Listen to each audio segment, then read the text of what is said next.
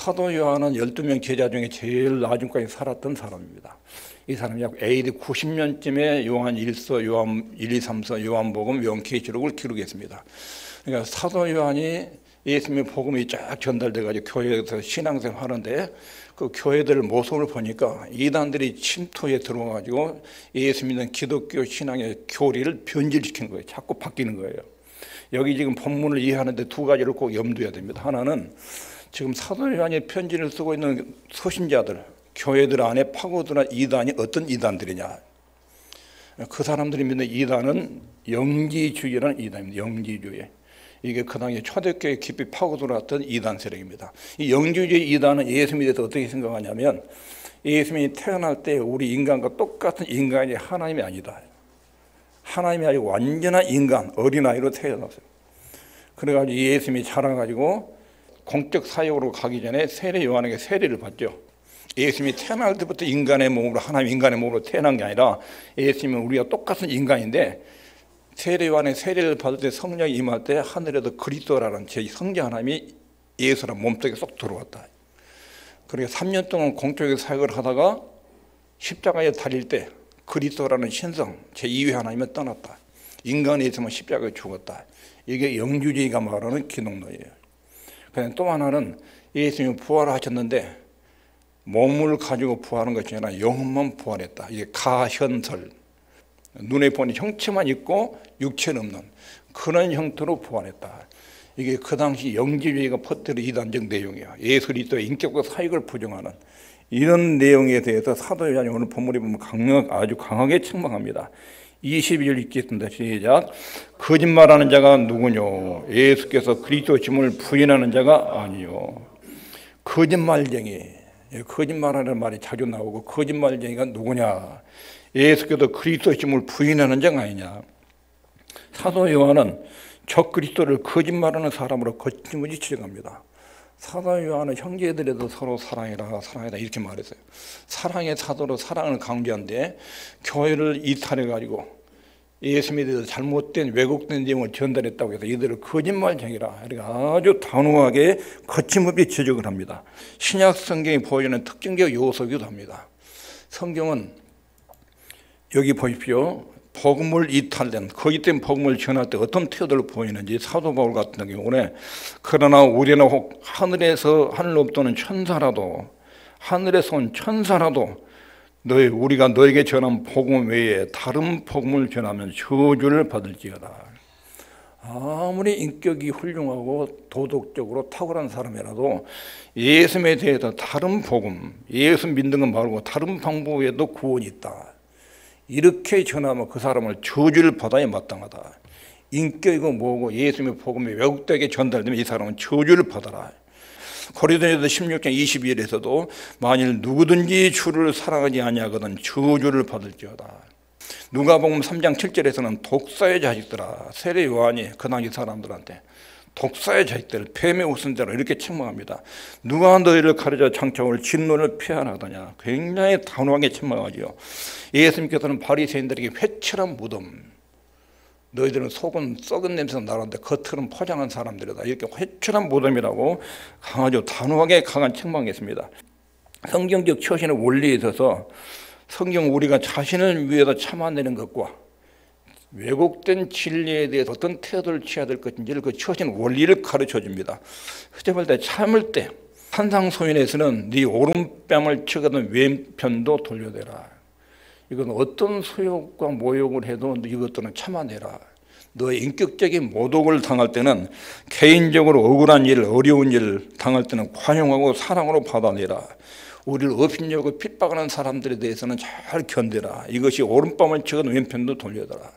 우리 자신의 인격을 모독하는 부분에 대해서는 참아내라는 거예요. 그런데 진리가 공격당하고 진리가 왜곡될 때 이때는 절대로 타협하지 말아라. 성경적 처신 원리예요. 예수님에 관계된 거짓 진리에 구원을 훼손시키거나 하나님의 영광을 손상시킨 일들에 대해서는 그때는 타협하지 말아라. 거짓 진리에 대해서는 단호하게 맞서라. 이거 처신의 성경적 처신에도 분명해야 됩니다. 그러나 여기서 주의해야 할 것이 있습니다. 교회 안에서 어려운 성경 구절을 볼 때 서로 입장 차이가 있을 때 입장 차이가 그런 것에 대해서 이번에 태도를 취하면 위험합니다. 예수 믿는 사람들끼리 어떤 성경 구절에 대해서 신앙적인 약간의 해석의 차이가 발생할 수 있어요. 이것도 이번의 원리에 따라서 단호하게 배가하면 교회가 깨지고 갈라집니다. 파단이 만들어집니다. 여기에는 해당되지 않습니다. 이런 것을 조심해야 됩니다.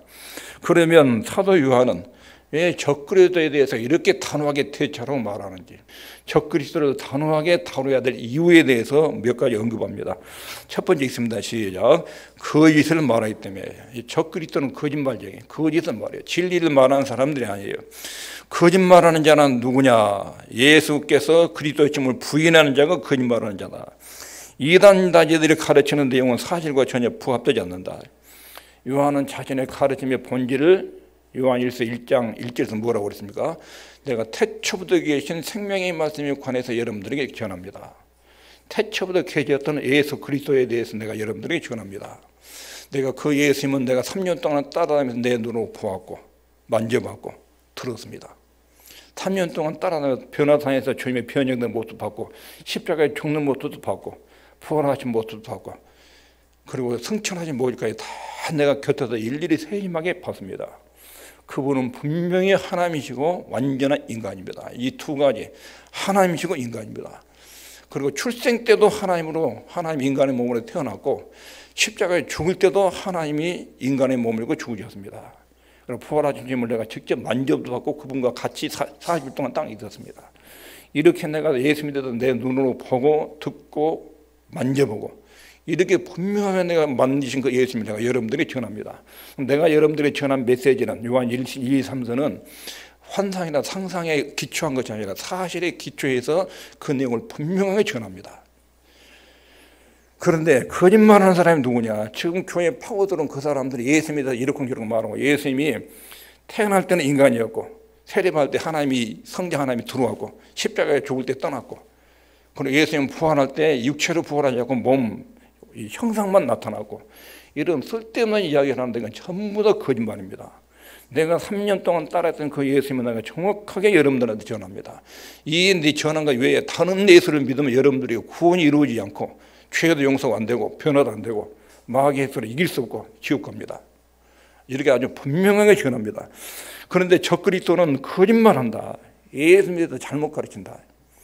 요한이 3년 동안 따라다니고 목격했던 그 예수님 하나님이고 인간이시고 십자가에 죽은 우리 죄를 위한 대속이고 이런 내용을 부정하는 이 거짓말쟁이다. 이 사람들이 전하는 예수는 완전히 거짓말쟁이다. 이렇게 지금 사도 요한이 아주 단호하게 거짓말쟁이라고 말합니다. 영지주의 이단자들, 예수님에 대해서 왜곡된 가르침들, 예수님이 인간이었는데 세례받을 때 하나님의 아들의 신성이 들어왔다. 이런 식으로 가르치는 거, 이거 완전히 왜곡된 가르침입니다. 지금도 역사적에서 19세기부터 이런 이단들이 유럽 사회에 많이 들어왔어요. 성경을 전부 다 이제 분석을 하고 성경을 누가 기록했느냐, 성경이 편집한 거 기록된 내용을 분석하고 그리고 역사 편집상 이걸 모아가지고 성경을 집대성했는데 이 과정을 분석하고 연구하면서 여기서 기적적인 요소를 다 빼냅니다. 예수님이 무리로 바다 위로 걸어가신 것, 그다음에 병자를 낫게 하신 것, 오병의 기적 전부 다 기적적인 요소 빼고 도덕적인 교훈만 하나님 말씀을 갖다 만들어내는 이런 현상이 있었습니다. 역사적 예수를 재조명한다는 명목 아래 이런 현상들이 19세기에 유럽 사회에 와가지고 예수님에 대한 인격과 사역이 부정되면서 유럽교회가 급속히 몰락합니다. 그렇게 유럽교회가 몰락한 가장 큰 이유는 신학의 변질입니다. 예수님이 십자가의 복음을 왜곡시키고 역사적 예수라는 책으로 성경을 전부 다 각색을 시켜가지고 성경의 기적들을 다 빼버리고 윤리적인 교훈만 하나님 말씀을 듣는 이런 변형이 왜곡이 있어 왔습니다. 거짓말하는 자가 요즘 시대에도 예수님에 대한 복음을 그렇게 왜곡십니다. 예수님의 신성과 인성을 부정하는 거짓말, 이것 때문에 적그리스도를 아주 사도 요한이 단호한 의적으로 다루고 있습니다. 적그리스도를 단호하게 다루는 이르는 거짓 결과, 거짓 복음이 나쁜 결과를 초래하기 때문에 첫 번째는 여기 있습니다. 시작. 예수님의 인성을 부인합니다. 적그리스도가 전하는 예수님에 대해서 왜곡된 가르침은 예수님이 인간이라는 것을 부인하는 현상이 일어납니다. 22절에 거짓말하는 자가 누구뇨? 예수께서 그리스도임을 부인하는 자가 아니냐. 아버지와 아들을 부인하는 그가 적그리스도다. 23절에 아들을 부인하는 자에게는 또한 아버지가 없으되 아들을 시인하는 자에게는 아버지도 있느니라. 이 말씀은 잘못된 가르침을 받으면 나타나는 결과들, 예수님에 대해서 왜곡된 가르침을 받으면 어떤 결과들이 나타나냐. 첫 번째는 예수님의 인성을 부인한다. 예수님의 아들이라는 걸 부인한다는 것입니다. 다시 말해서 성육신 교리를 부인해요. 예수님이 하나님인데 인간의 몸을 통해서 땅으로 오셨어요. 하나님이 마리아의 몸을 통해서 인간의 모습을 가지고 땅에 출생했어요. 이것을 부인하는 거예요. 이게 적그리스도가 그때 당시에 가르치는 내용을 들으면 예수님이 하나님의 사람 몸을 입고 이 땅에 오셨다. 이것을 안 믿게 돼요. 이것을 안 믿으면 십자가의 죽음도 탄생도 다 부정돼요. 예수님이 이렇게 쾌적까지 다 부정되고 구원이 이루어지지 않아요. 그런데 이 부분에 대해서 빌립보서 2장 6절 7절에 그는 즉 예수님은 근본 하나님의 본체예요. 예수님은 하나님과 동일 본질의 하나님이셨다.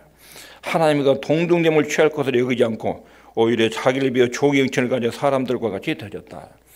예수님은 하나님과 똑같은 능력과 권능과 영광을 가진 분이 그 하나님의 권리와 자리를 비워두고 인간의 몸을 땅으로 내려오셨다.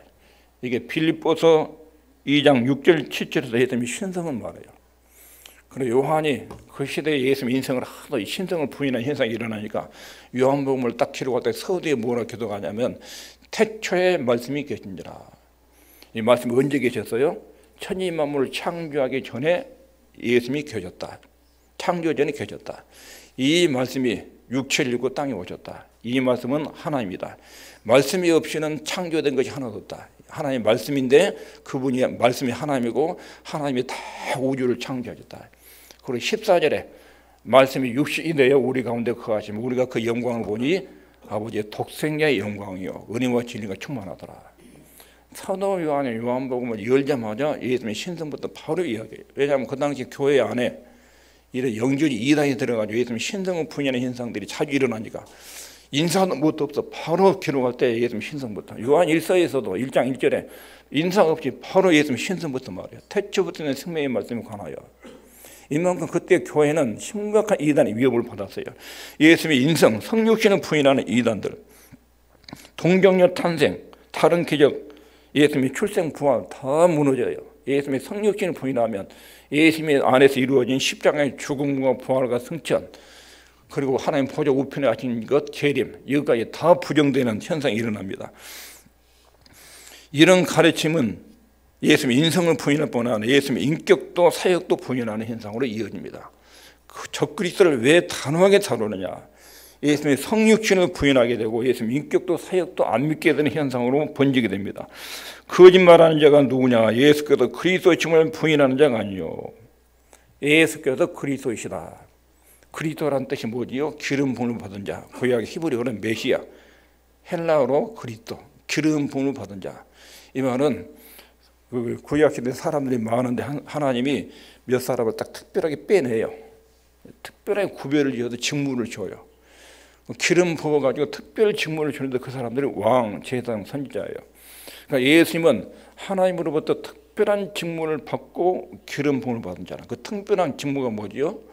하나님과 인간 사이에 이렇게 죄 때문에 반목질치 완전 적대 관계가 됐는데 이것을 해결하라는 하나님 명령을 받았어요.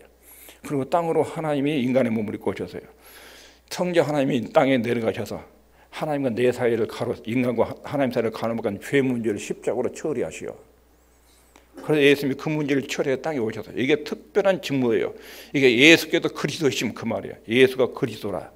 왕, 제사장, 선지자 사역을 통해서 인간의 죄 문제를 처리해서 인간이 하나님과의 화목 관계를 맺는 그 사명을 띠고 오셨어요. 이것이 예수가 그리스도라는 뜻이에요. 그런데 예수님의 인격과 사역을 부인하는 것, 이것이 적그리스도가 전하는 왜곡된 내용이라는 것입니다. 세 번째는 인격과 사역도 부인하게 되고 성부 하나님도 부인하게 돼요. 여기 22절에 거짓말하는 자가 누구뇨? 예수께서 그리스도임을 부인하는 자가 아니뇨. 아버지와 아들을 부인하는 그가 적그리스도라. 23절에 아들을 부인하는 자는 또한 아버지가 없으되 아들을 신한 자에게는 아버지도 있느니라. 예수님을 부인하면 누가 살아야 된다는 거예요? 하나님 아버지도 안 믿는 거예요. 예수님을 시인하면, 예수님을 인정하고 믿으면, 즉 예수님의 성육신을 믿으면 성부 하나님도 성령 하나님도 같이 믿게 돼요. 예수님의 성육신을 믿지 않으면 성부 하나님도 안 믿는 것이고 성령 하나님도 안 믿는 거예요. 예수님을 폐지하면 하나님 아버지에 대한 교리도 부인되고, 예수님을 폐지하면 성령 하나님도 부인되는 거예요. 삼일체 하나님 부인되는 거예요. 14장 요한복음 14장 9절에 나를 본 자는 누구를 보았다고? 나를 본 자는 아버지를 보았거든. 예수님이 사역하고 예수님 인격에 나타난 품성이 나타나면 예수님 안에 하나님 아버지의 성품이 예수님을 통해서 그대로 보여주고 있어요. 예수님이 하나님의 독생자로 와가지고 예수님의 말과 행동과 생각과 모든 사역이 하나님 아버지를 계속 보여주고 있어요. 근데 빌립이 예수님 보고 예수님 하나님 좀 보여주면 좋겠습니다. 그때 주님이 3년 동안 나를 따라하면서 나를 보면 하나님 아버지를 봤지. 뭐 하나님을 보여주라고 그러냐. 내 안에 아버지께서 나와 함께해서 그 사역으로 나타났지 않느냐. 예수님을 통해서 성부 하나님을 압니다. 예수님을 통해서 성령 하나님도 압니다. 예수님을 부인하면 성부 하나님도 성령 하나님도 다 부인됩니다. 예수님에 빠져버리면 예수님을 빠진 성부 하나님은 하나님이 아니에요. 성경이 말하는 하나님이 아니에요. 예수님을 통해서만 성부 하나님과 성령 하나님을 알 수 있어요. 그래서 적그리스도가 예수 그리스도에 대해서 잘못 소개한 것은 이런 나쁜 결과를 초래해요. 그래서 사도 요한이 아주 단호하게 이 사람들은 거짓말쟁이다 이렇게 단죄를 한 것입니다. 그러면 예수님에 대한 진리를 믿으면 어떤 결과가 주어진지 그것도 오늘 본문에서 잘 소개합니다. 예수 그리스도에 대한 정확한 진리를 믿으면 주어진 결과 첫 번째 있습니다. 시작. 영원한 생명, 영원한 생명. 거짓 가르침은 참된 교리로부터 사람을 이탈시키고 그 다음에 그 영적인 생명까지 도둑질합니다. 예수 그리스도의 성육신을 통해서 우리에게 주어지는 하나님의 놀라운 선물들을 거짓 진리가 다 빼앗아서 사라지게 합니다. 만일 영원하신 아들께서 하나님으로부터 오지 않고 그저 60만 죄에서 태어난 것이라면 그분을 통해서 속죄사역, 십자가의 속죄사역이 이루어지지 않습니다. 십자가의 속죄사역이 이루어지지 않고 적용이 안 되면 죄는 그대로 있고 사단의 세력에 지배받고 있고 죽음 후의 부활의 은혜도 사라지게 됩니다. 그러나 하나님께서 우리에게 예수님 안에 영원한 생명을 약속하셨습니다. 예수님을 믿으면 예수님 안에 하나님의 생명이 들어있기 때문에 그 예수님이 내 속에 들어오셔도 영원한 생명을 주는 것입니다. 두 번째 있습니다. 시작. 예수님의 재림을 즐겁고 당당히 맞이하게 합니다. 28절에 자녀들아 이제 그 안에 거하라. 이는 주께서 나타내신 바 되면 그의 강림하실 때 우리로 담대함을 얻어 그 앞에서 부끄럽지 않게 하려 함이라. 예수님 안에 거하라. 예수 그리스도의 인성과 신성을 믿는 그 믿음 안에 살아라. 그 예수님이 재림하시게 되면 이 믿음을 지킨 사람은 담대하게 떳떳하게 주님의 재림을 맞이할 수 있다. 이렇게 지금 설명하고 있습니다. 속지 말아라. 예수님의 몸은 출생일 때부터 하나님의 사람 몸을 입고 온 것이다. 중간에 하나님의 신성이 들어가고 십자가에 죽을 때 떠나고 이런 것이 아니다.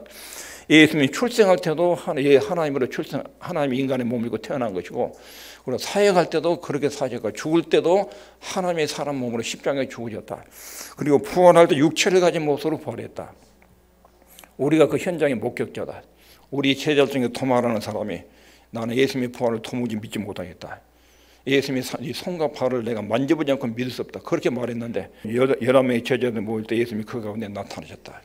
우리가 전부 다 놀라서 유령이다. 그렇게 소리 지르는데 예수님이 그때 말씀하시기를 도마에게 내 손과 발을 만져보고 믿음 없는 자가 되지 말고 믿는 자가 되라. 그러니까 만져봤다. 그렇게 예수님 손 만져봤다. 부활하신 예수님의 몸을 만지면 만져져요, 안 만져져요? 만져져요. 30년 동안 가지고 사셨던 그 몸으로 살아나셨어요. 무덤에 있던 그 몸이 완전히 천국에 처간 몸이 변형됐어요. 완전히 살아났어요. 만지면 만져져요. 예수님이 하신 말씀이 영은 살과 뼈가 없지만 나는 있다. 예수님 부활하신 모습이 만져져요. 그런데 그 몸의 움직임이 빛처럼 사라졌다가 나타났다가 더 이상 공간, 시간의 제약을 안 받아요. 먹지 않아도 영원히 살아요. 두 번째 죽지 않은 아주 굉장히 강한 몸으로 살아나죠. 내 몸은 있다. 영은 살과 뼈가 없다. 그러나 나는 있다. 만져져. 그리고 그때 주님께서 음식 가져와봐라. 음식을 드셔요. 유령 음식 먹습니까? 못 먹지. 예수님 부활하신 몸은 음식을 먹어요. 그 자리에 요한이 봤어요. 예수님이 이렇게 육체로 살아간 것을 또렷하게 내가 목격하고 만져도 보고 그랬는데, 예수님이 육체로 살아냐고 형체만 있다고, 가연설이라고 교회도 그런 말을 떠돌아다니고 있어요. 이런 거짓말 얘기들이거든요. 요한은 지금 생사를 걸고 이 거짓 진리와 싸우고 있는 거예요. 예수님의 육체가 분명히 이렇게 살아났다. 이것을 믿어야 예수님이 하나님이고 사람이 되셔서 육체를 입고 땅에 오시고, 그분이 십자가에 죽으시고 부활하시고 승천하시고 하나님 보좌우편에 앉으시다가 다시 재림하신다. 이것을 믿어야 우리 주님이 재림할 때 부끄럽게 않게 그분을 맞이한다. 그 믿음이 변형되면 그때는 그분이 재림할 때 부끄러워서 그분을 맞이할 수가, 천국에 갈 수도 없다. 그 말이 이 내용이에요. 28절. 예수님의 재림을 즐겁게 당당히 맞이하려면 그분의 인격과 사역을 그대로 믿어야 된다. 예수님은 완전한 하나님, 완전한 인간. 그분의 십자가의 속죄 사역은 완전한 우리 죄를 십자가로 처리하신 사역. 이렇게 믿으면 그분이 재림하는 것은 굉장히 기쁘고 즐거운 날이 된다. 이걸 믿지 않으면 그 엄청난 수주와 심판의 날이 된다는 것입니다. 이런 진리 안에 여러분들이 거하길 바랍니다. 그리고 사도 요한이 교회에 그렇게 간곡하게 예수 그리스도가 하나님, 그분이 완전한 인간, 그분이 십자가의 속죄 사역, 우리 죄를 위한 죽음, 이 내용을 믿어야 주님의 재림을 기쁨으로 맞이할 수 있습니다. 이렇게 증거합니다. 여기까지 말씀을 정리하면, 첫째로 진리를 변질시키는 행위, 여기에는 관용 없는 책망이 있다. 이것은 사랑이라는 이름으로 소용해서는 안 된다. 교회 안에 이단이 들어와가지고 퍼지는 거, 가르치는 거, 이거 그대로 놔둬서는 안 된다. 이단자들을 포용하고 사랑하는 정신을 가지고 대해서는 안 된다는 거예요. 그런데 인격적인 모독, 핍박, 이것은 다 견디고 참아야 되는데, 하나님의 말씀인 진리를 변질시키는 행위는 관용 없이 다뤄야 한다.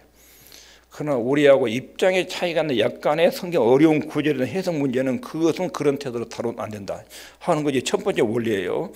두 번째, 왜 그러느냐?